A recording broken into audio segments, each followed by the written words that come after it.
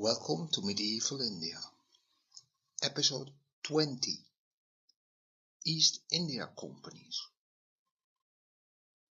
The beginning of the 17th century witnessed the appearance in India of the Dutch and the English, and later on of the Danes and the French, to challenge and then to put an end to a Portuguese monopoly that had lasted 100 years, and take over much of their trade in the Indian Ocean. The Indian merchants with whom they had to deal were experienced, highly skilled, and indeed highly trained businessmen. The Florentine merchant Filippo Sassetti in the early 16th century marveled at how easily they could solve the most complex calculations in their heads. These merchants were Muslims, Hindus, Jains, Parsis, and there were the Jews and the Thomas Christians of Cochin and of Kerala's hinterland too, who controlled the wholesale trade in those different localities. They largely enjoyed freedom of trade, though they were subjected to occasional government interventions and to a few rare attempts to impose state monopolies. Briefly in indigo with the Mughal during the reign of Shah Jahan, and occasionally by nobles in grain in the Qutb Shahi dominions, and very often in such strategic goods as saltpeter, gunpowder, and horses, for as far as horses are a good, of course.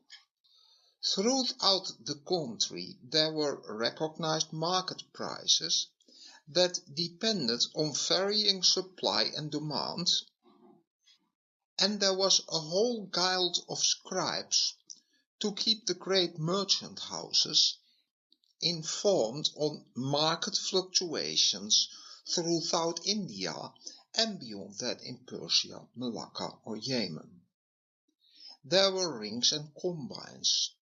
There was a financial machinery for credit, for exchange and for insurance, including for war risks and risk of an overdue market, and the use of brokers was highly developed.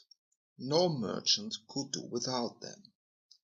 And although there were no bankruptcy laws that would apply to all communities of the various merchant nations, they all had their own committees for adjudicating bankruptcy, inheritance or debt, which only in case of doubt were referred to the Qadi.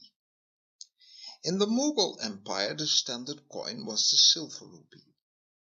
The currency of southern India was based on a gold standard, and the chief coin, equal to about 4 of Akbar's rupee, was, because of the image of Vishnu on the Vijayanagar coins, called by Europeans the pagoda. The chief agricultural produce of trade consisted of cereals, wheat, barley and rice, millets, pulses, oilseed, sugarcane, cotton and hemp, indigo, drugs, poppy and betel, pepper and spices. Wheat was quoted at 80 to 58 pounds for the rupee. Inferior grades of rice were cheaper, but in times of famine wheat might rise to 7 times the normal price. The fishing industry and the pearl diving in the south at Tuticorin were conducted as they had been for centuries. The most interesting development to be noted here is that the Parawar fishermen and the pearl divers of South India were the only community in India to be converted en masse and en bloc to Christianity by the great missionary Franciscus Xavier in the mid-16th century.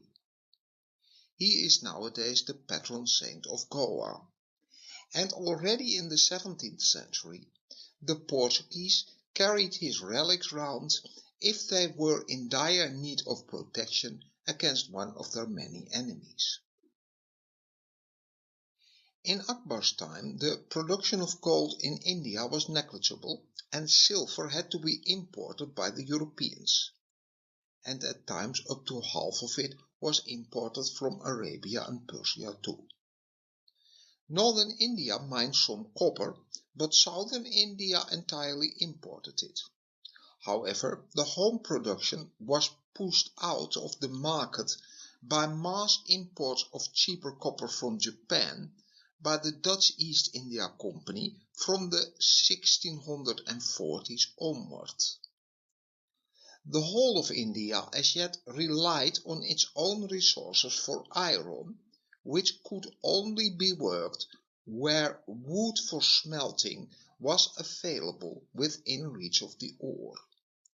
The iron was scarce, expensive, and of low quality compared to Swedish or Ural iron, but it was as yet too expensive to import it from there.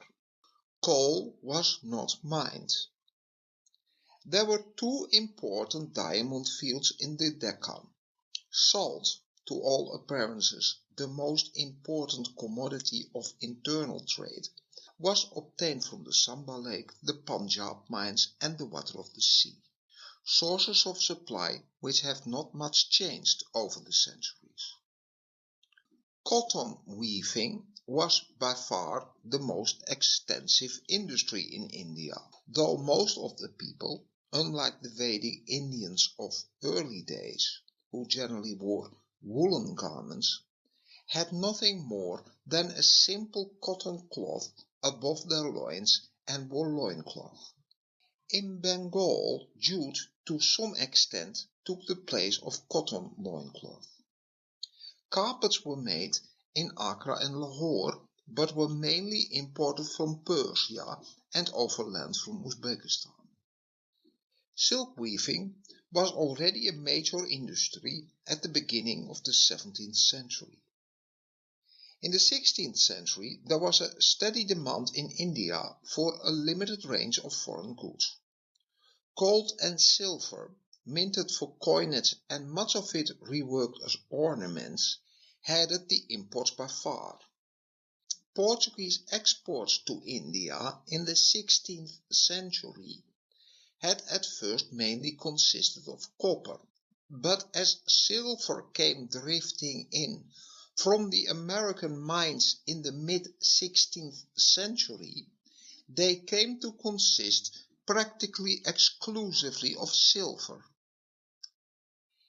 In the 16th century, gold mostly came from East Africa, but some was imported from China and from Sumatra too.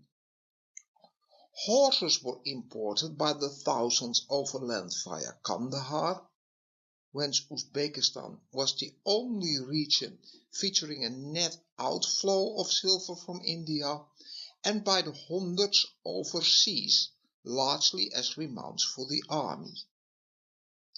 As mentioned already, deficiencies in copper and lead, partly for coinage, partly for the casting of guns, and of tin, by and large for vessels, had to be made up too. The list of luxuries imported was a long one, and it included precious stones, such luxury textiles as silks, velvets and brocades that were largely imported from Persia, together for the tastes of the Mughal elites, European wines and paper, which too were also imported in larger quantities from Persia, slaves from the East African mainland and occasionally from Madagascar, and very occasionally still a few from Russia and Ukraine, as the Crimean Tartars still sold thousands in bondage at the time, and a few of them might end up in India via the overland routes. However, the Portuguese absolutely prohibited carrying Christian slaves on non-Christian ships, and any of them caught would immediately be seized. However, slaves from the Balkans and from Central Asia were now largely sold to the Ottoman Empire and to Russia, and the large flow of slaves to India of the times of the Delhi Sultanate had practically come to a standstill. Most slaves in India in that period were sold from within India. Anything rare or unusual was imported too, such as looking and spectacle glasses from Europe, which began to get popular among the Mansabdars when Shah Jahan had pioneered their use when the Dutch had given him a pair. Microscopes, telescopes and so on were also popular. To pay for these imports, India exported in the main textiles and pepper, and of lesser importance indigo and opium, which was mainly exported to the Middle East. Silk was in the late 16th century still mainly traded within India, whereas cotton, a major commodity of internal trade, was too bulky to be fetched to Europe. Surat, Broj and Bombay in Gujarat, and Machilipatnam in the Qutb Shahi dominions were the most important harbours of India. Surat was increasingly on the ascendant and Broj was in decline. So was the main port of the Adil Shahi dominions, the Bull. The Portuguese controlled the trade route into the Gulf by their possession of Diu, the mainland settlement of Daman, and that of Hormuz, which later port they lost to the Persians, who were aided by British ships in 1623, and of Muscat, that they lost in 1650. Lower down the coast were Bassein and its satellite to the south Bombay, Chaul, Kowa, Basrur, lost in 1643, and Kochi. Kowa was the centre for the Portuguese overseas trade. Most of the Europe-bound ships departed from Kowa, though at the end of the 16th century the municipality of Cochin gained a right to send one ship to Portugal a year too. Kowa had mainly risen to prosperity by its traffic with Vijayanagar, and the extinction of that wealthy Hindu kingdom was a contributory cause to the decay of Portuguese power in India.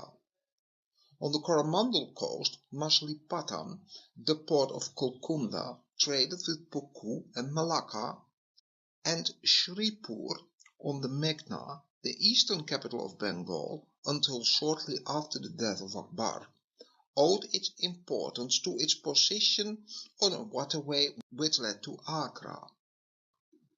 Bad roads, few bridges, and the absence of wheeled traffic south of Golconda diverted the goods traffic of India, wherever possible, from bullock caravans, bullock carts, camels and pack oxen to coasting vessels.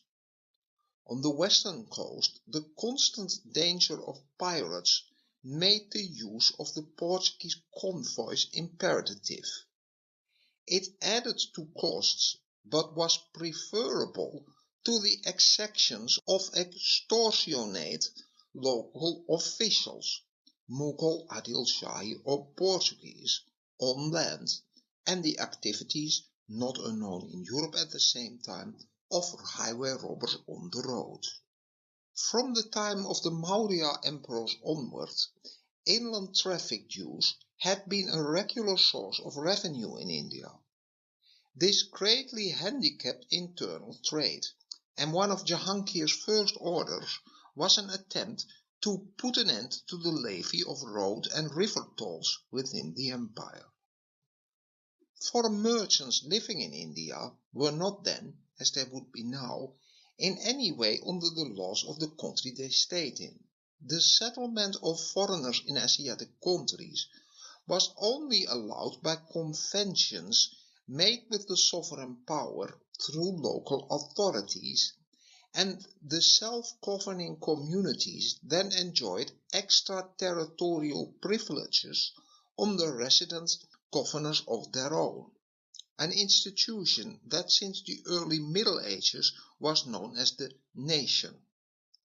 This extraterritorial status did not only apply to Europeans, but to the Armenians, the Swahili, and to the Gujaratis in Malabar as well. Under Aurangzeb, Peter the Great sent an ambassador to India to request such rights for the Russians as well. The Portuguese had initially ignored such arrangements in the Arabian Seas. Their first experience had been at Calicut, where they were welcomed by the Zamorin subjects, who were interested in the import trade. But they were opposed by the Arab and Egyptian communities controlling the export to the Red Sea ports. As we saw in episode 7, the opposition proved successful and the Portuguese failed to get their concessions. As representatives of the King of Portugal and not as merchants, they subsequently relied on their naval strength to force concessions or to seize territory over which they then exerted the rights of sovereignty. However, later Portuguese settlements, particularly the ones in the Bay of Bengal area, where the Portuguese did not have any naval forces stationed, such as at Hooghly and as at San Tomé, immediately to the north of Madras, Chennai, were more in accordance with the institutes of the nation. The merchants of the Netherlands and of England, when they arrived in India, tended initially to accept the position as they found it, and they established by negotiations and by the grant of formal farmans what amounted to self-governing colonies, with all the English and Dutchmen under the jurisdiction.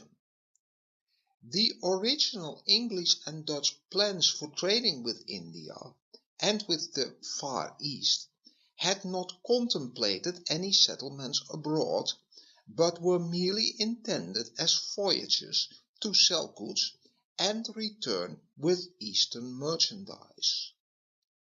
But force of circumstances soon changed the organization from trading voyages to the local agencies known as factories. These factories changed to forts in turn, and eventually the forts expanded into territorial sovereignty.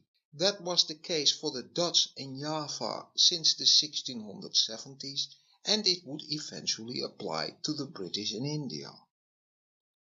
On their first voyages, the trading companies found that many of the articles they had expected would find a vent there, from which they started from their experiences with what they used to sell in Turkey, had no sale in India, and that there was no large demand for any of the goods they tried to vend.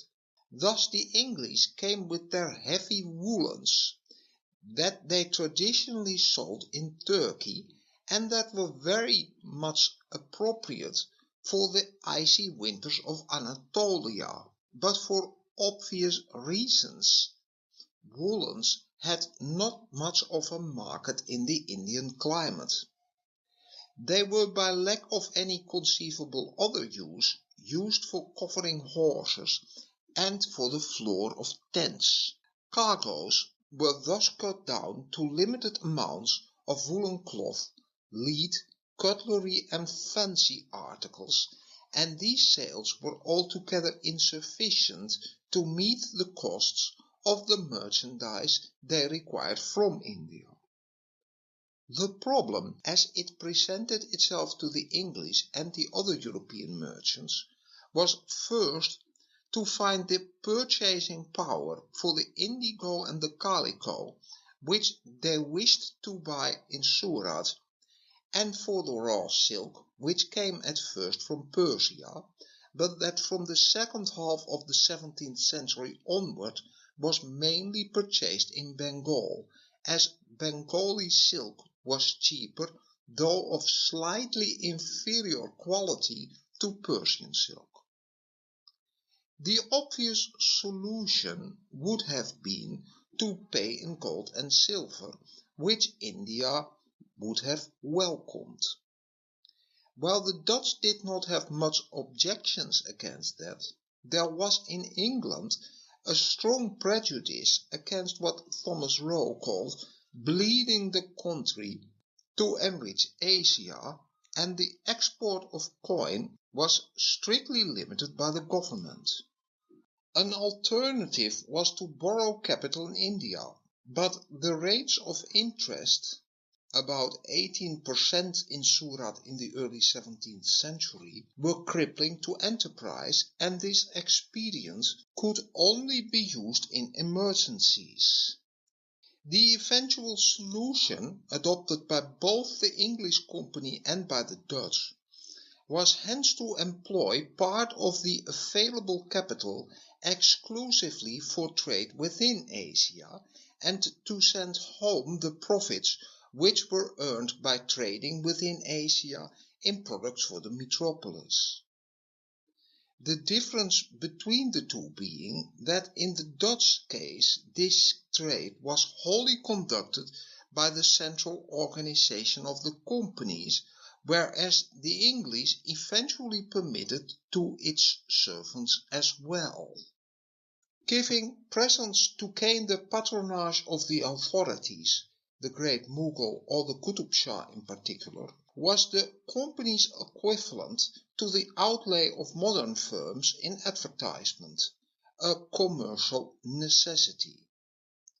In 1639 the English factors wrote that they might obtain any concession from Shah Jahan in return for a present of toys like large looking glasses, English mastiffs, our King's Majesty's picture, large in Parliament robe, a pair of gloves, and a good bluff coat.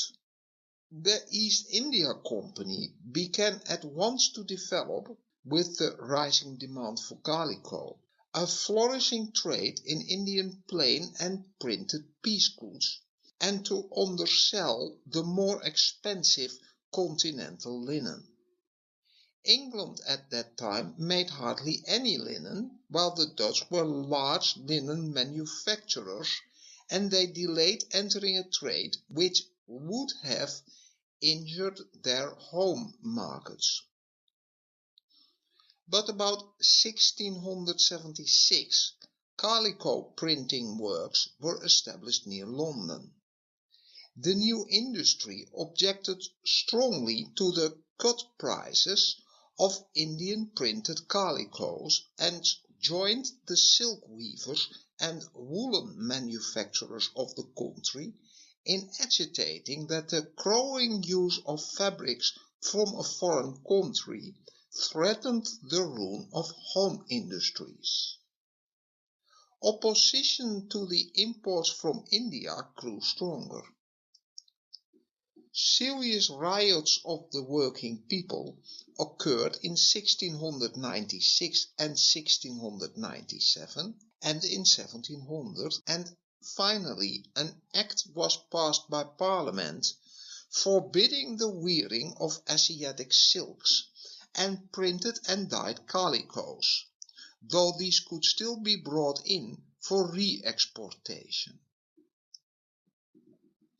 In addition to purely protective measures, the war with France obliged Queen Anne's government to raise money for revenue purposes by indirect taxation, and duties were levied from 1703 onwards on piece goods, spices, pepper, and other Oriental articles. In 1720, violent protests from the English woolen and silk manufacturers induced Parliament to forbid the use, with certain exceptions, of calicos dyed or printed in England. This prohibition was maintained until 1774, when the British calico printers were once more allowed to dye and print stuffs made wholly of cotton, provided that these were manufactured in Great Britain. The measures taken to protect the woolen industry were due to the fact that it was then still looked upon as the main source of the nation's wealth. Speaking generally, English trade policy with India throughout the 17th and the early 18th century followed the broad principles accepted by all European countries at the time. The most important of these was trade monopoly. The second was the regulation of foreign trade for the protection of home industries, with measures to supply these industries with their raw materials.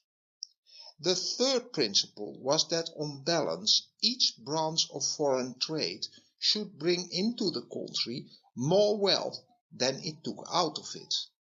In the 17th century, with none of such inventions as the steamship or the aeroplane, which could have brought distant places within easy reach or in immediate touch with one another, affairs in the East bore at times little relations to the political situation in Europe. Even at the quickest conveyance by ruler over land, messages took 4 to 5 months in one direction, and sending messages by sea would generally take 8 months. The Netherlands and the government of Spain and Portugal made a 12-year truce in 1609, with effect in the East from 1610. But the Dutch and the Portuguese fought on in spite of those terms. England and Portugal had no quarrel in Europe, and England was at peace with Spain after 1604.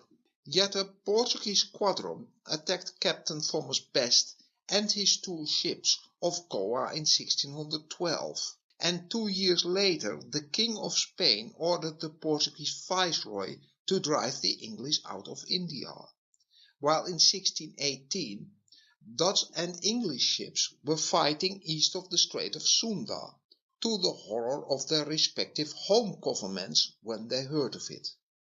The union of the Spanish and Portuguese crowns in 1580 had impeded the trade between Holland and Portugal, as the Netherlands and Spain had of course been at war since at the earliest 1568 and would remain so until 1648. This, combined with the strong national spirit of the great commercial centre of Amsterdam and of such plucky minor towns as Hoorn, Enkhuizen, Flushing or the then small town of Rotterdam, inspired the Dutch merchants to make a bid for the eastern markets. The early ventures owed their success to the reports on the Portuguese position in the East, furnished by Jan Huygen van Linschoten. This remarkable man became secretary of the Portuguese Archbishop of Goa at the age of 20, and he remained in India from 1583 to 1592, when he returned to Holland. His Itinerario of Schipvaart is an encyclopedic account of every conceivable affair of the Portuguese Eastern Empire, and it gives a clear appreciation of its points of strength and of weakness, and far more importantly, something that is underappreciated by generally non-mariner modern historians, it gave clear sailing directives, indications of prevailing winds, and soundings of the dangerous waters. The initial expeditions to the East Indies, which began under Cornelis Houtman in 1595 and were destined to the Indonesian archipelago, proved a great success. For the Portuguese had practically no presence in the Indonesian archipelago, and the Indonesian princes initially greeted the Dutch as they much resented the Portuguese attempts to monopolize the trade within Asia and with Europe. This started an injurious competition between the various towns mentioned before, and it risked clotting the European market with Indonesian spices. The Estates General of the Netherlands therefore intervened. In March 1602, 15 months after the London East India Company, was therefore formed the combine known as the United East India Company, the Verenigde Oost-Indische Compagnie, or VOC. It had a large capital and it was backed by the formidable sea power of Holland. The company, whose policy was guided by its 17 directors, or the Heren 17, representing the constituent so-called chambers of the company, that is Amsterdam, Middelburg, Hoorn, Enkhuizen, Delft and Rotterdam, had the exclusive right to trade in all countries between the Cape of Good Hope and the Strait of Magellan, and within these limits it was empowered to make war and peace, annex territory and build fortresses. The pre-companies, as the pioneering ventures were called, had only been interested in trade and had initially hoped to avoid the Portuguese, whom they thought might be more forthcoming than the Spaniards. Since there was often no love lost between the two, and the Portuguese and Spanish union was merely a so-called personal union, that is of two countries under one king, but under a separate administration for each country. The VOC, however, was a projection of the power of the Netherlands overseas, and it was intended to carry the Dutch-Spanish War overseas too. The strong forces which were now sent out each year attacked the Portuguese in Mozambique, in Macau and in Malacca. They failed at these former two strongly held places, and were hence on the one hand brought to seek another entrepot for the in- and outbound shipping at the Cape of Good Hope in 1653, and they tried to obtain a foothold in the China trade by the construction of Fort Zeelandia on the island of Formosa, modern Taiwan. The Dutch did win a foothold in the Spice Islands, however, which had a Spanish garrison commanded from Manila, which was in turn on the command of Mexico. Proof how hopelessly overextended the Spanish and Portuguese were. And by the effective use they made of their naval squadrons, the Dutch came to command of the eastern seas. Portuguese India had been built upon naval supremacy, and its loss spelled utter ruin for the Portuguese. Jan Pieterszoon Koen, the creator of Batavia, by the ruthless energy of his administration, founded the Dutch Eastern Empire. In 1633 the Dutch had begun to blockade Malacca, which they finally took in 1641. Meanwhile, from 1636 onward, a fleet was sent every year to blockade Goa during the winter months, the only time when the port was accessible in the good monsoon, so as to block the Portuguese reinforcements from Portugal and delay Portuguese reinforcements to Malacca or to Ceylon. In the spring of 1638, the Goa fleet, returning from the blockade, attacked Batticaloa in Ceylon, and a 20-year struggle then began, in which the Dutch gradually wrested from the Portuguese all their possessions in Ceylon.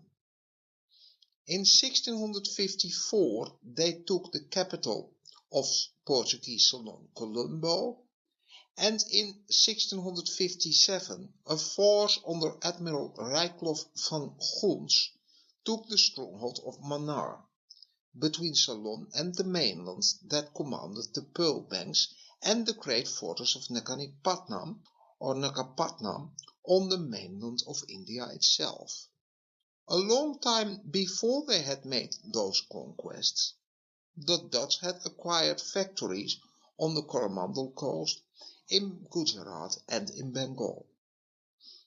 Except for the fortress Heldria at Pulicat, to the north of Chennai, and the fortified lodge at Vingurla, immediately to the north of Goa, these settlements were unfortified trading posts, and the position of the Dutch in India remained essentially different from that in the archipelago and in Ceylon.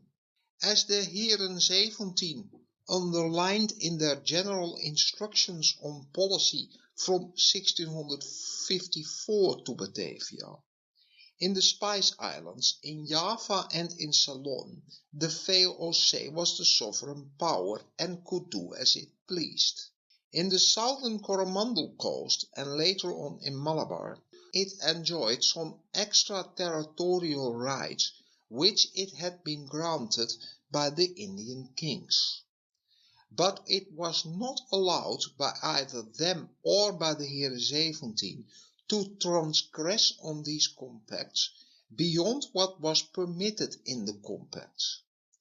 And in the Mughal Empire and in the lands of the Qutub Shah or the Adil Shah, it was no more than a trader with a few privileges. Although the Portuguese already conducted an extensive trade in Indian textiles to Europe, what had taken the Dutch to India were initially rather the requirements of the Indonesian archipelago than the European market. They soon perceived there was a busy trade with Banten and especially with Aceh as its intermediate centre, by which the populations of the archipelago exchanged their products for cotton goods from Gujarat and from the Coromandel Coast. If the central organization of the VOC could capture that trade, it could eliminate the Arab and Indian middlemen, pay the peace cloth with Indonesian spices, and could then pay for the export of spices to the Netherlands by imported cotton goods from India. As early as October 1603, the Heren 17 directed Admiral van der Hague to investigate the Coromandel Coast and particularly Masulipatam as a place well fitted for the buying of cotton goods. Van der Hague, from Calicut where he then was, while going on himself to Banten with the main fleet, dispatched the yacht Delft to open up trade with the Coromandel Coast. Masulipatam belonged to the king of Golconda, and although there were Portuguese merchants in town, their rivals were welcomed by the authorities. And senior merchant Peter Isaac Eilof remained behind with a small number of assistants to set up a permanent factory when the Delft left early in May 1605 with the first cargo of cotton goods for Aceh and Banten. The beginning was thus very easy, and the Dutch managed to secure in 1605 lower custom rates than other traders had to pay, and another factory was founded at Petapoli, also in the kingdom of Golconda. The eagerness of the political authorities of the Qutub Shah, of Bijapur and Vijayanagar to interest other Europeans than only the Portuguese in trade appears to have been ubiquitous. Concessions involving momentary sacrifice of income were evidently expected to yield in the long run an increasing revenue from expanding trade, whereas the Portuguese had only been marginally interested in the Coromandel Coast.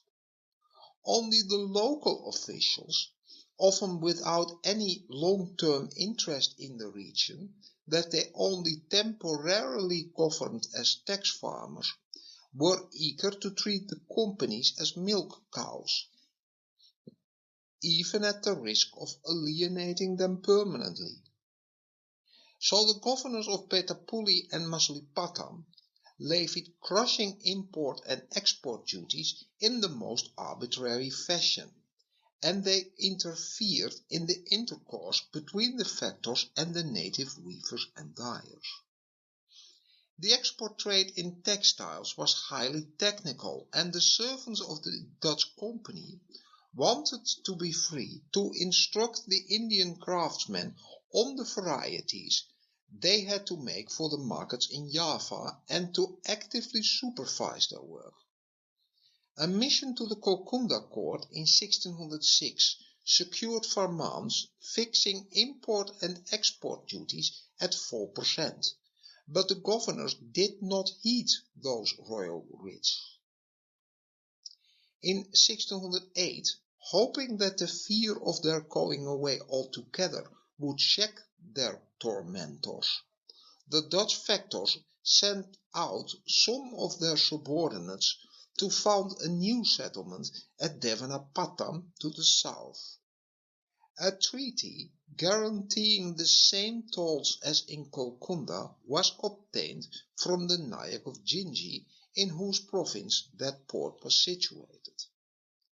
After some troubles, due to the influence which the Portuguese, established at Sao Tome and Nagapatnam, wielded there, the Dutch obtained permission from Vijayanagar to rebuild an old fort at Devanapatam and to build a factory at Tirupapaliyur that was to be armed with 4 pieces of cannon, while the Portuguese were expressively forbidden access to either place. In 1610, by direct negotiations with the king of Vijayanagar, Vengata II, permission was obtained to found another factory at Palikat, and again, in spite of their attempts to dissuade the king, the Portuguese were expressively excluded from that port. Palikat was open to attack from the Portuguese at San Tome, and when the Queen of Vengata delayed building a fortress for its protection, the Dutch completed the fortress at their own cost, a step which stood them in good stead in the period of civil war and confusion that followed the death of Vengata II, as we saw before. The Dutch were thus extending their position on the Coromandel Coast, although at the same time the forces of their company were so fully engaged in the archipelago that no Dutch vessels appeared on the coast between October 1608 and March 1610. Koen considered the cottons of Gujarat indispensable for the Molucca trade, the more so as the factory at Aceh, where they could be obtained, if at a much higher price, was exposed to intolerable vexations and had to be withdrawn. Koen had therefore dispatched a yacht under Pieter van den Broeke to Gujarat. After touching at Mocha in Arabia, which became the usual practice, as cash useful for the purchases to be made at Surat could be obtained by sales in Mocha, Van den Broeke arrived at Surat in August 1616, and he asked permission to establish a factory. The English ambassador to Jahangir, Thomas Roe, did what he could to excite the mistrust of the great Mughal against the newcomers, but the Surat merchants feared that in case of a refusal the Dutch might attack their shipping to the archipelago, and the governor of Surat gave a provisional permission. The next year 2 senior merchants, Van Ravenstein and Adriaan Goeree, were left in charge of the Surat factory, and they had to struggle through for some difficult years. Van Ravenstein succeeded, to the mortification of Thomas Roe, negotiating, not with Jahangir himself but with his son Prince Khurram, a satisfactory treaty of commerce in 1618, but all his and his colleagues' efforts were in vain, since no ships appeared to carry away their indigo and cottons. Van den Broeke, sent from Banten for the third time in December 1618, was immediately recalled on account of the outbreak of war with the English, which necessitated the concentration of all available forces in the archipelago. The two factors at Surat were driven almost to distraction by their bad position, until at last, in October 1620, Van den Broeke, after having called at Aden, arrived at Surat. Koen had appointed him director of both Mocha and Surat, and he took up his residence at the latter place. A number of the company's other servants arrived overland from Masulipatam later in the year, and factories could then be organized in the inland towns, explored during the preceding years, Bhuj, Bombay, Ahmedabad, Accra and Berhampur, where indigo and textiles of various kinds were to be obtained. A more prosperous time now began for the settlement at Surat. There was a dangerous conflict in 1622 with the Gujarat authorities, especially with Asaf Khan, Prince Khurram's powerful father-in-law, over the activities of a Dutch ship which had sailed along the Persian and Arab coasts, seizing Indian crafts belonging to Portuguese ports, and which had confiscated property belonging to that dignitary. The factor at Bombay, who was within the reach of Asaf Khan's wrath, nevertheless took a high tone and threatened him with Koen's vengeance. He was arrested and sent to Accra, and Van den Broeke had to pay an indemnity before the Bombay factory could be reopened. Such incidents did not impede the Gujarat factories from producing good profits on the products from the archipelago they sold. Koen was initially impatient with Van den Broeke for sending him indigo for the European market when he wanted textiles for the archipelago. In the course of time, however, the indigo trade from Bayana near Accra and from Sargage near Ahmedabad came to be nearly as important as the trade in cottons. In 1624, a ship sailed from Surat directly for Holland. Its cargo consisted mainly of indigo. In those years, 3 or 4 ships were sent annually from Batavia to trade with Gujarat and Arabia. The Malabar coast was the region on the mainland of India where the Portuguese had struck root most deeply. The small rulers between whom the country was divided had been unable to prevent the intruders from acquiring large political power, which they used to secure for themselves the exclusive trade in the only important export of the region, pepper.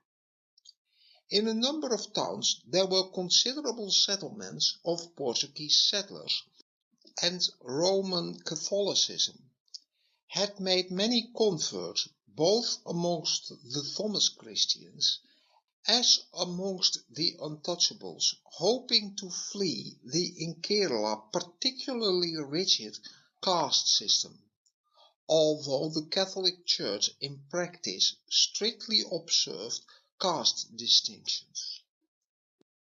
The Dutch, although they had had an opportunity, had not tried to obtain a foothold on the Malabar coast in the first half of the 17th century, when they had first to concentrate on Java, then on Malacca, and finally on Ceylon, apart from the considerable effort that went into strengthening the Dutch position on Formosa. They had, however, been repeatedly in communication with rulers unfriendly to the Portuguese in that region, particularly with the then most powerful of the Malabar princes, the Zamorin of Calicut. In September 1604, Admiral Stephen van der Hagen had concluded a treaty with the Zamorin, but all available forces were needed for the archipelago in those early days. The peace goods trade of the Coromandel Coast was moreover thought to be of greater importance than the pepper trade of Malabar, as pepper was obtained in more than sufficient quantities from Banten in Java and at Aceh. In fact, the pepper from the archipelago that had so far mainly been consumed in China and that the Portuguese had never fetched to Europe, flooded European markets in the 1630s and 1640s in such quantities as to ruin both the Portuguese and the Danish spice trade. And above all, it came in sufficient quantities to ruin the ancient trade in pepper between the Red Sea ports and those of the Levant and then on to Venice, a trade the Portuguese had made more difficult, but that they had never uprooted.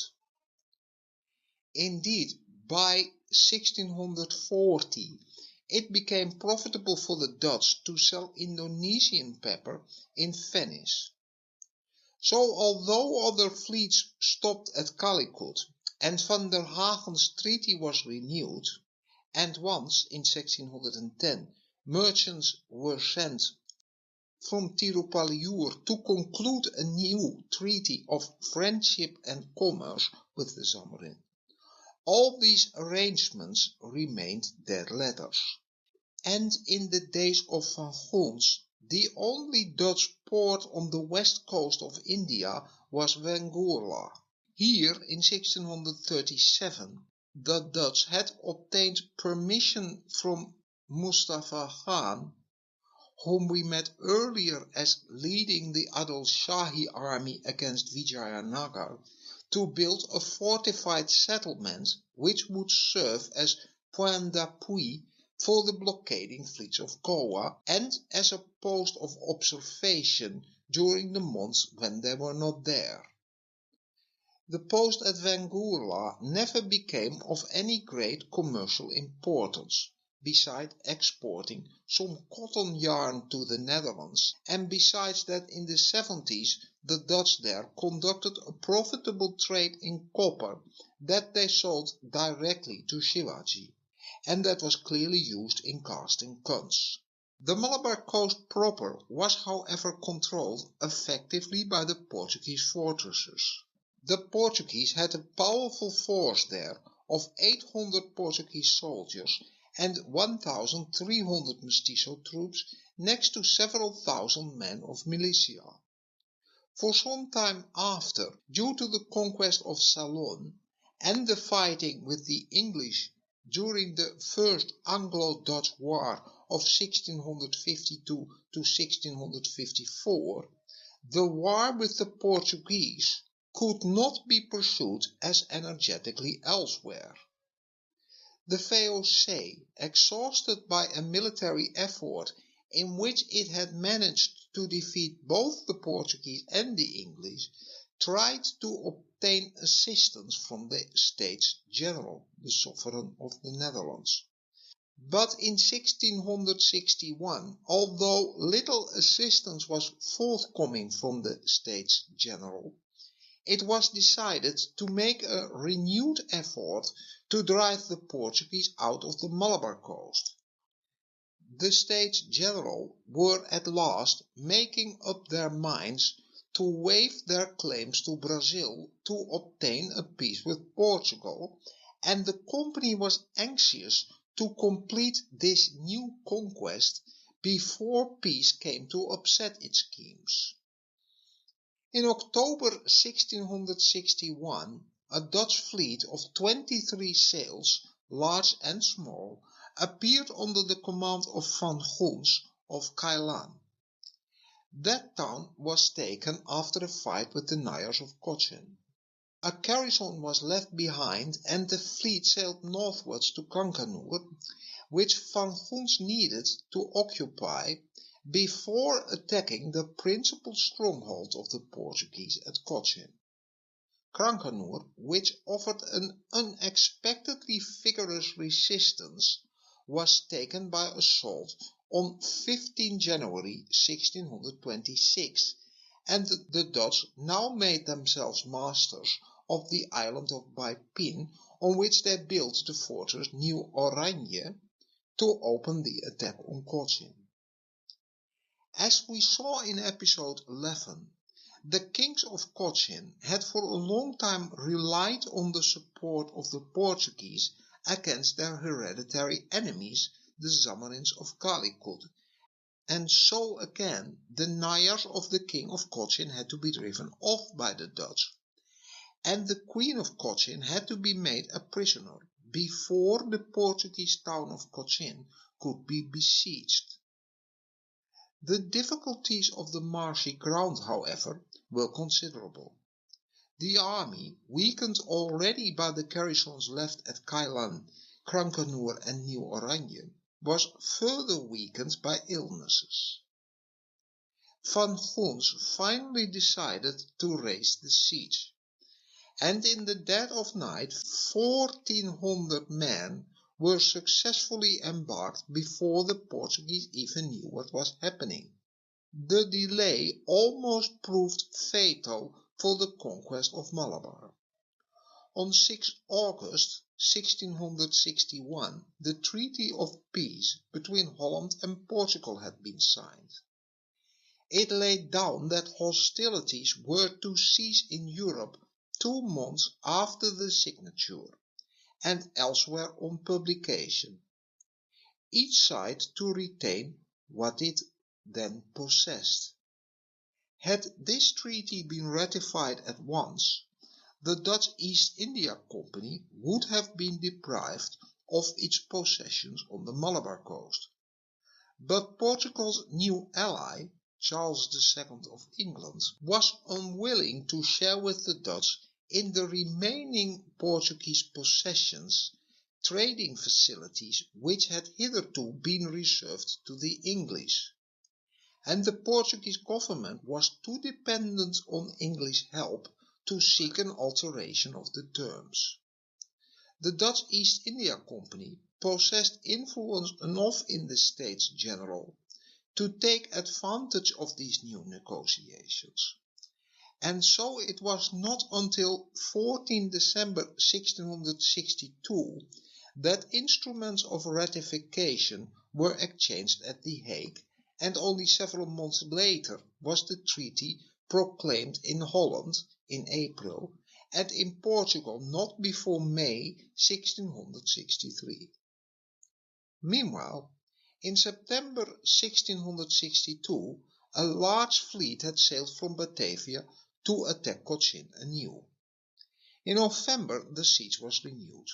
The town was subjected to a furious bombardment, but fearing that peace might save it, the Governor-General and his council had empowered Van Gons to offer unusually favourable conditions to the Portuguese, particularly freedom of exercise for the Catholic religion.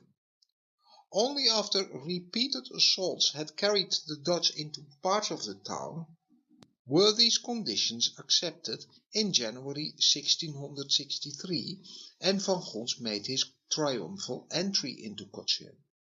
The subjection of the King of Purakat and the capture of Cancanur then rounded off the conquest of the Malabar coast.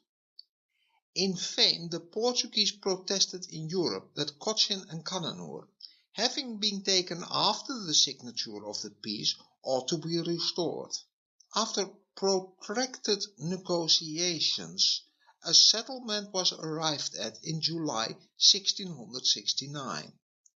The Dutch promised to restore the 2 places on payment by Portugal of certain debts and of the costs incurred by the conquest and fortification of the 2 towns. As the sums in question, however, far exceeded Portugal's financial capacity, the company finally remained in possession of Cochin and Kannanur. The Malabar Coast, Kannada and Benguela were organized as a separate administrative unit under a commandeur residing at Cochin. The title of commandeur, which was also borne by the chief officials at Gaul and at Jaffna, who were subordinate to the governor of Ceylon, was not a very high one. The commandeur ranked after the governor of Ceylon. In fact, the Malabar Coast never gave the company the returns that had been expected of it. The position here was quite different from that in the other establishments on the mainland of India, where the company traded in open competition with European and Indian merchants.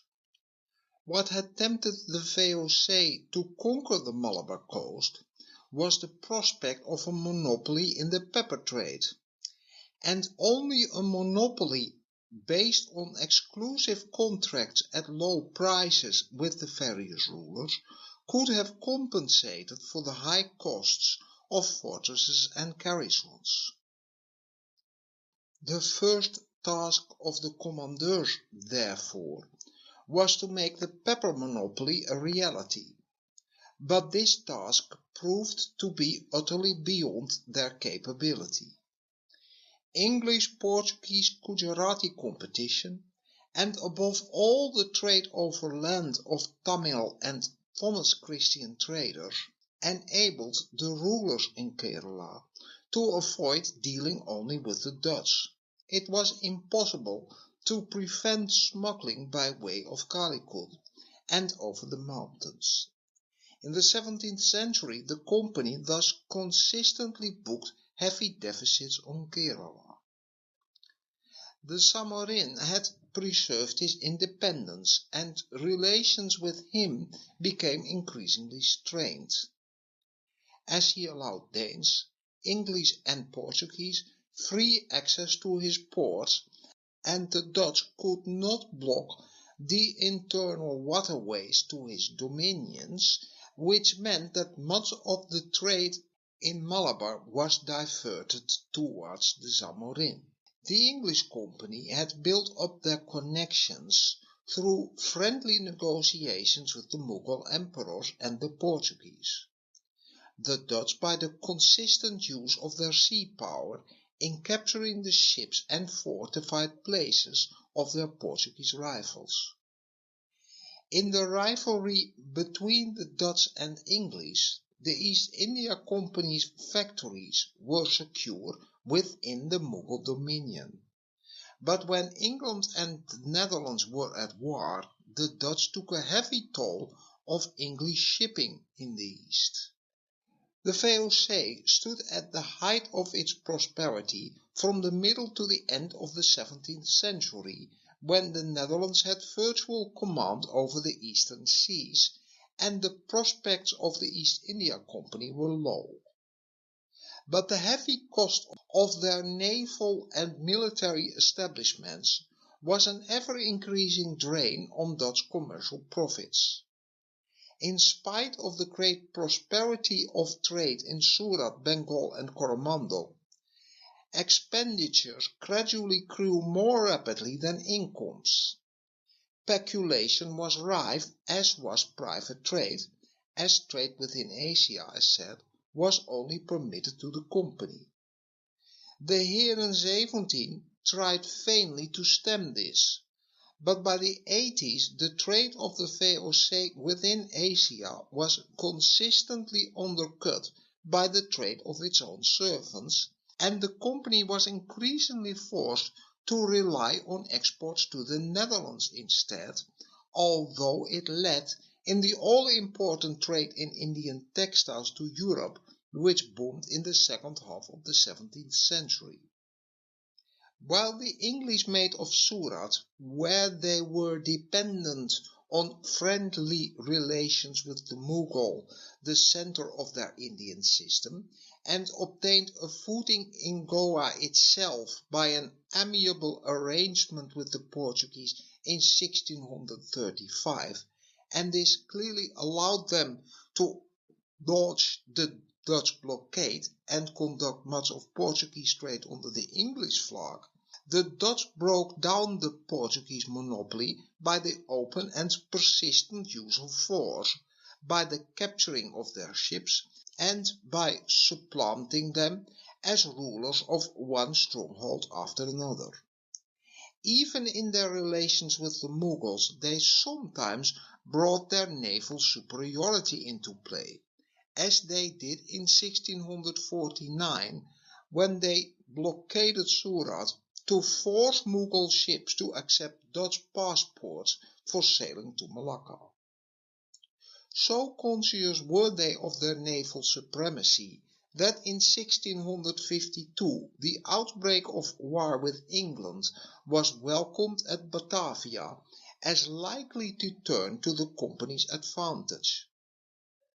The advantage, as against England at any rate, was confined to the occasional capture of prizes, for the factories of the English company were protected by the Mughals' peace.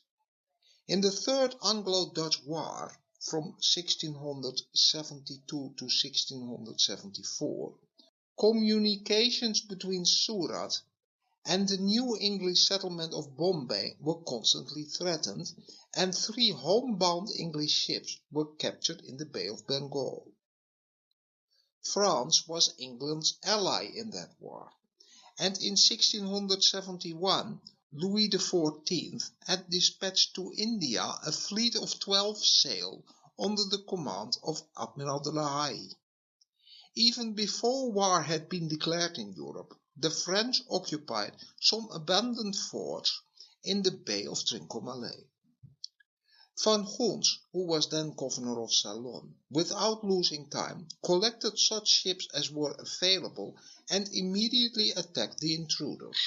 Soon reinforcements arrived from Batavia, and de la Haye was forced to leave Ceylon with the loss of several of his ships. With the remainder he sailed for San Thomé and captured the town. Van Gons was soon on the spot and blockaded the town from the seaside, while the King of Golconda, its rightful sovereign, infested it by land. The English and the French were too jealous of one another to cooperate, and an English fleet of 10 sails allowed itself to be beaten separately off Petapuri. About a year afterwards, 6 September 1674, de la Haye capitulated. He had lost all his ships, and the 900 men left to him out of the 2,000 with whom he had started were transported back to Europe in Dutch vessels. While the naval power of the Dutch was the despair of their rivals, they themselves were often inclined to envy the English, who were able to carry on their trade without incurring the vast expenses for the upkeep of a navy and fortresses and garrisons which burdened the budget of the VOC. The recollection that it was the Dutch attacks on the Spanish-Portuguese monopoly which had opened the Indian trade to their rivals as well as to themselves added bitterness to such feelings. In fact, the settlements where the Dutch had not taken any responsibility of sovereignty were by far the most profitable in the eyes of the company, which never sought to separate its purely trading accounts from its political budgets. In the years from 1683 to 1757, Surat, Bengal and Coromandel figure in the company's books with annual profits in the hundreds of thousands of guilders each, although Bengal, after 1720, very frequently showed a loss. But then again, it by then supplied over half the value of exports to the Netherlands: textiles, silk and saltpeter. The territorial possessions, Ceylon and Malabar on the other hand, constantly showed heavy losses, although the Ceylon losses were somewhat compensated by the Chinaman. sold in the Netherlands, of which the company was the only supplier. Malabar pepper, however, was still more expensive than Javanese or Sumatra pepper and was imported in equal quantities from the English settlements in Kerala. This company system obviously suffered from great defects. Great as it had been as an empire builder, able as it was as a merchant, it was not set up to be a ruler. Its strict adherence, against the advice of all its ablest governors-generals, to the policy of commercial monopoly was its likely gravest mistake. The settlement of free burghers, who might have brought in its train a much more intensive economic development of Ceylon, for which Van Goens constantly pleaded, recalling the thriving commerce conducted by Portuguese settlers at such places as Hooghly and Santomé, was thwarted by the Heren 17. Van Goens had pleaded the VOC should confine itself exclusively to the pepper trade and leave everything else to private traders, but the Heren 17 continued to insist on a monopoly. Another defect, and one which more nearly concerns the company's possessions in India, was the subordination of the whole of its system to the administrative and commercial centre at Batavia. Ceylon was the only place whence direct communications with the Netherlands were more or less regularly conducted, and its governors were allowed to correspond directly with the Heren 17. But the chiefs of all other settlements could only correspond with the Governor-General and his council. One unfortunate result of the distance of the central authority was the prevalence of corruption. No posts in the company's employ were considered so lucrative as those in what were called the Western Quarters, which were distant from both Batavia and the Netherlands, that is, the offices in Persia and in India, and were consequently impossible to closely control. The commonest form of peculation was private trading. While the company jealously suppressed the rise of a class of independent traders within its sphere of influence, it was powerless to prevent its own servants from infringing its monopoly to their own private advantage. As early as 1609, the directors had complained of the prevalence of this abuse. But when they continued grievously to underpay their employees, the constantly iterated edicts prohibiting the practice, threatening penalties, prescribing oaths, and so on, remained without effect. In 1626, the directors resolved that all the establishments in the East were to be visited every year by 2 inspectors, to one of whom the Western Quarters were to be allotted. They were to report both to Batavia and to the Heren 17 themselves. In spite of another resolution to the same effect in 1632, however, nothing came of this, and even requests made by the directors in 1650 and repeated afterwards that an inspection should be held every 2 years had no result. The government at Batavia excused themselves by the difficulty of finding suitable men for so arduous a task. But no doubt they were themselves lukewarm in the cause of integrity. Inspections were actually ordered only when there were reasons to suspect gross abuses. But even then an energetic and honest man like Van Goens, who inspected Surat and Benguela in 1654, had to confess it was difficult to bring the wrongdoers to book, as they knew well how to escape detection. In 1684 the Heren 17 Despairing of ever getting the Batavia government to act with requisite firmness, themselves appointed a Commissioner General to inspect the western quarters. Hendrik Adriaan van Rede tot Drakestein, formerly the commandeur of Malabar. For 7 years, Van Rede labored at his Herculean task. When he died in 1691, it was still far from being completed, and the results of the inspection actually carried out soon vanished. From then onwards, no serious attempts were made to put down the evil, and it grew steadily. So much had it become an accepted thing that directors themselves began to traffic in appointments in the western quarters. The French king, Henry IV, had tried to establish an Indian trading company, and as early as 1527 a Rouen merchant ship had visited Diu. But it was not until 1664 that Colbert, with the financial backing of Louis XIV, founded the Compagnie des Indes Orientales.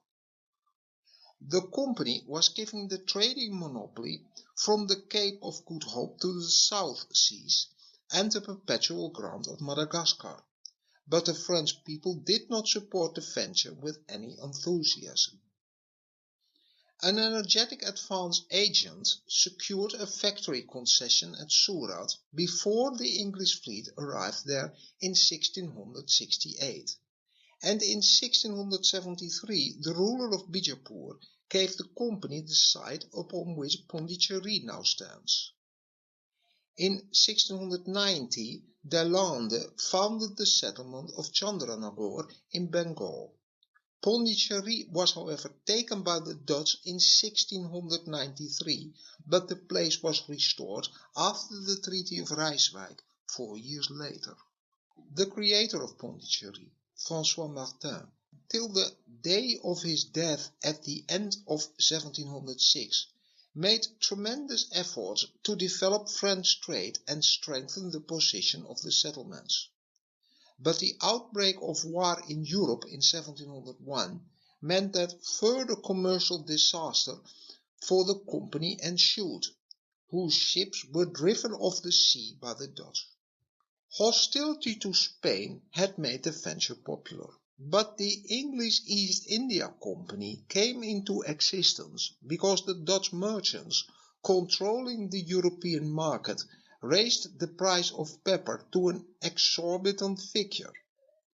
To counter this, the merchants of London joined together and made a stock of 72,000 pounds to be employed in ship and merchandises for the discovery of a trade in the East India and to bring into the realm of England spices and other commodities.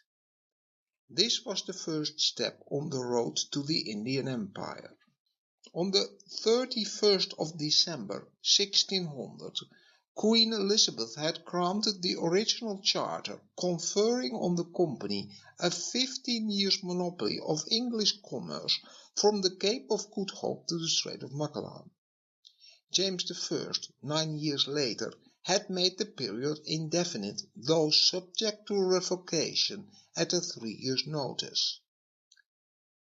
Private enterprise to India had begun after the return from India of Ralph Fitch with the voyage of James Lancaster to the Nicobar Islands. The first 2 voyages of the chartered company, from 1601 to 1603 and from 1604 to 1606, were made to Sumatra, Banten and the Moluccas. But the ships of the third expedition were sent to India, and they anchored at the mouth of the Tapti, below the port of Surat, on 24 August 1608. William Hawkins, a merchant who spoke Turkish, went up country, and he was well received by Jahangir at Accra. But the Portuguese persuaded the emperor to refuse permission for the English to trade in Gujarat. The resolute action of Henry Middleton, who reached India in 1611, and held the Red Sea trade from Surat and Diu to ransom with his ship, had however so great an effect that early in 1613 a permanent factory was established at Surat, and an English merchant was sent to Agra with presents to watch over the company's interest at the court.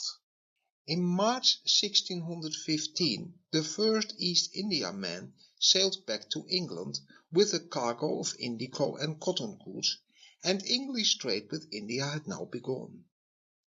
As the company found difficulty in procuring suitable ships, they established a dockyard of their own at Deptford, and their first vessel, the Trades Increase, was described as the goodliest and greatest ship ever framed in this kingdom. To strengthen the hands of the East India Company, Thomas Roe was sent to India in 1615. But the first Englishman certain to have visited the country was Father Stephens of the Society of Jesus of Winchester. He went to Goa in 1579, became rector of the Jesuit College in Salsette, and assisted Fitch and his companion merchant travellers, who were arrested as spies by the Portuguese 5 years later. John Mildenhall, who tried to obtain concessions to trade from Akbar in 1603, was the first Englishman to see the Great Mogul, but Thomas Roe, with his credentials from King James, was the first English ambassador. Roe failed to conclude a commercial treaty with Jahangir, but during his 3 years' residence at the court, he greatly increased English prestige by his character and by his ability. He found the factories at Surat and elsewhere in a desperate crisis, but when he returned to England in 1619, the agencies at Surat, Agra, Ahmedabad and Broach were on a satisfactory footing. His attitude towards the power of Portugal in India can be seen in his letter to the Viceroy of Goa, protesting against high-handed interference with English merchants, to which end we shall be friends or enemies at your choice. As early as 1611 a factory had been built at Machulipattam, and this was superseded in 1641 by a fortified post near Madras Patnam, which became the company's headquarters on the Coromandel Coast. The fortress was named Fort St. George, and the chief factor in charge was called the President. From this the name Presidency came to be given to the 3 divisions of Bengal, Madras and Bombay, who all directly corresponded with London. The President at Fort St. George looked after the rapidly growing trade of piece goods from the Hindu state of the Karnataka, the remains of Vijayanagar, and when Mir Jumla, the commander of the Golconda army, took the surrounding district in 1647, the company remained on good terms with the conqueror. Friendly relations had already been established with the Portuguese by the Convention of Goa, which made it safe to send ships home singly, and allowed the coastwise trade to be developed. The Malabar export trade in saltpeter, pepper and spices went some way to compensate for the tightening of the Dutch monopoly in the Far East. To balance Dutch commercial enterprise in Bengal, settlements were planted about 1650 on the Hooghly, at Kazim Bazar and at Patna. 2 years later, the East India Company's fortunes were at their lowest ebb.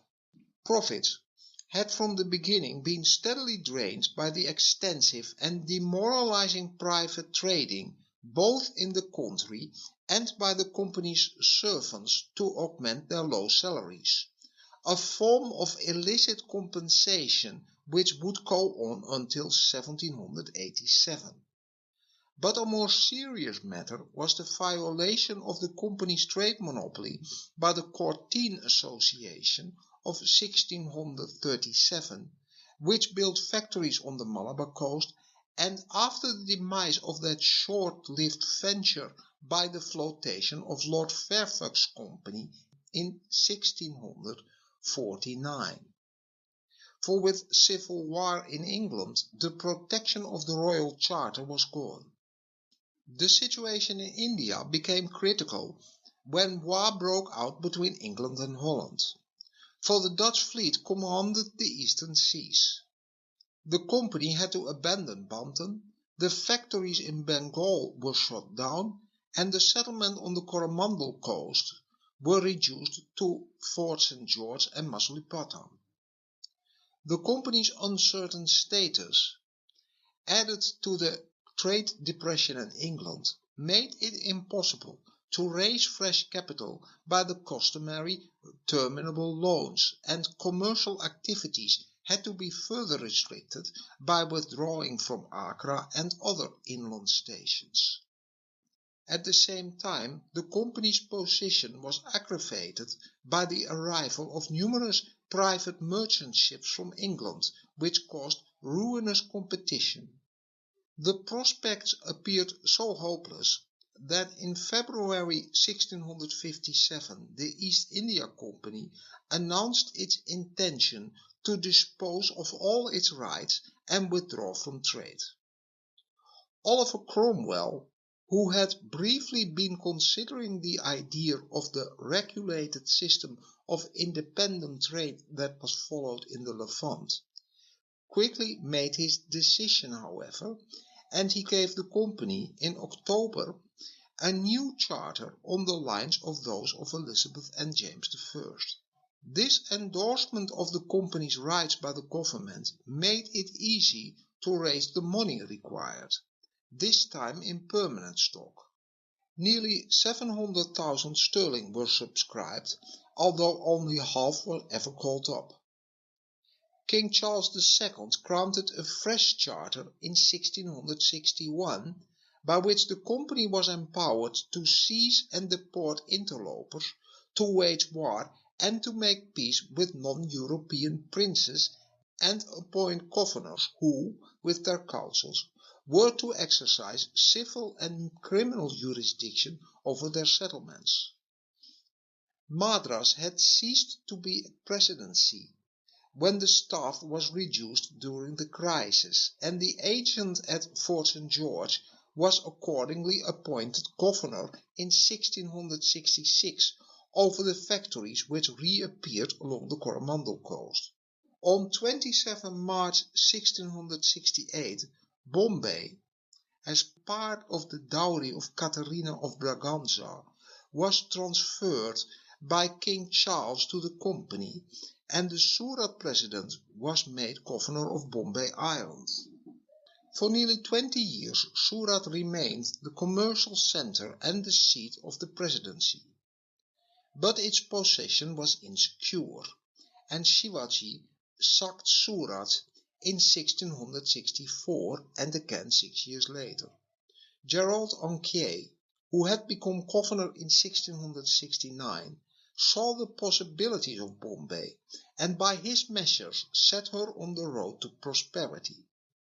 He established a law court, settled the local revenue, and gave every inducement to merchants and craftsmen to settle on the island.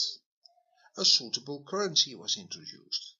The instructions to establish the Bombay Mint on the local arrangements are contained in a letter to the General and Council from their loving friends, the directors of the company in London, who observed that it will be a pitiful regency where such a principal part of sovereign power is not exercised. Up to this time, the English merchants had carried on trade in India without engaging in war. Any fighting had been at sea with the Portuguese and with the Dutch, and their military efforts had been confined to fortifying their settlements, a precaution which the court of directors had disliked because of the costs involved. But the war, both by land and by sea, which was being waged between the Marathas and the Mughal forces all round Bombay, made it clear, in the words used by Anquier to the directors in England, a few months before his death in 1677, that the trade could only be carried on with sword in hand, as he said. 4 years later, Joshua Childs became the ruling spirit in the directorate at home, and the decision was taken to follow the Dutch example and build up on the Indian coast a military power which could defend itself from any aggressor. Bombay and Madras were to be strongly fortified, and adequate naval and military forces were to be raised to support that policy. To pay for these provisions for security, rents, custom dues and municipal taxation were to be increased. The aims of the company were defined as being, quote, to establish such a polity of civil and military power as to create and secure a large, well-grounded, sure English dominion in India for all times to come. End quote. Sir Josiah's policy was vigorously supported in India by his namesake John Childs, who became President and Governor of Bombay in 1682. Anquier had recognized that in the troubled state of the country, commercial enterprise needed military power to back it. But Josiah in London and John Child in India resolved to take a strong line with the Mughal government over the levying of dues on the company's trade, a cause of persistent friction in Bengal without the necessary means to support their policy. The East India Company had at first only enrolled European guards who were quite undisciplined, and poorly armed Indian watchmen to safeguard the factory and to add to the dignity of the local officials. And when the factories were fortified, gunners were supplied from the company's ships to man the batteries. But after the transfer of Bombay by Charles II, military service under the company was offered to the garrison of King's troops, who almost all volunteered. This nucleus of the future Bombay army consisted of 2 artillerymen with 21 guns, 8 officers, 139 other ranks, and 54 topasses, soldiers of mixed descent from Goa and from nearby Basai. 2 companies of Rajputs and a total of 200 men, armed with their own weapons and under their own officers, were enlisted at Bombay too. In Bengal there were 30 European soldiers under an ensign. The first result of the new policy to trade with the sword in hand was domestic. The garrison of Bombay, under its commander Captain Keigwin, came out in revolt in 1683 against the methods used to raise revenue and cut down expenditures, and Keigwin governed Bombay in the king's name for a year before he surrendered on terms. 3 years later, Bombay took the place of Surat as the headquarters of the Western Presidency. President Child was appointed Captain General, Commander-in-Chief and Director of all mercantile affairs in 1687, and in these several capacities he rapidly embroiled himself with Aurangzeb. The seizure of some Mughal ships brought about a declaration of war. The English factors at Surat were imprisoned. John Child captured a number of valuable Mughal merchant ships. Bombay was besieged by the Emperor's forces, and in 1690 the war ended in the company paying a heavy indemnity. Child died during the peace negotiations. The difficulties with the Mughal government obliged the factories in Bengal to shut down, and during the hostilities which followed, the post on the Hooghly selected by the company's agent, John Charnock, was in turn abandoned. Charnock returned after peace had been made and built a fortified factory in 1698 on the site of the villages of Sutanati, Kalikata and Govindpur, which he was allowed to rent.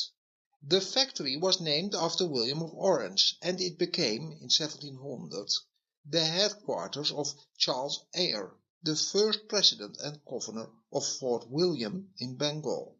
The close of the century was a time of considerable anxiety for the East India Company. English pirates, the famous buccaneers, as well as pirates operating from the colonies in New England and New York, with Madagascar as their base, had become a true scourge in the Arabian Seas.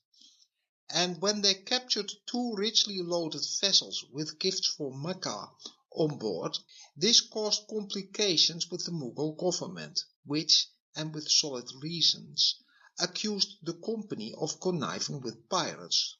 The appearance of the English company trading to the East Indies in 1698, with a duplicate trade monopoly from William II and 3 discharged servants of the old company as its presidents, raised a storm of bitter disputes and threatened the original enterprise, the East India Company, with extinction. But the East India Company stood up to the occasion. The new company, with its special ambassador William Norris, its factors and its fleet, soon found it had to raise a further loan, and the old company promptly secured a commanding position in it by subscribing £315,000 in the name of its treasurer. After further manoeuvres, the new company saw the wisdom of amalgamation, and a provisional agreement was reached in 1702, which at least ended the undignified quarrels in India. In 1709, Lord Godolphin's Award brought complete union in the form of a chartered joint stock company under an Act of Parliament. The history of the East India Companies thereafter does not really belong into this course anymore, as it directly led into that Anglo-French struggle for the dominion in India and the ousting of the Dutch. That is the preliminary to the modern history of India. For this course it is time we return to the Mughal Emperor.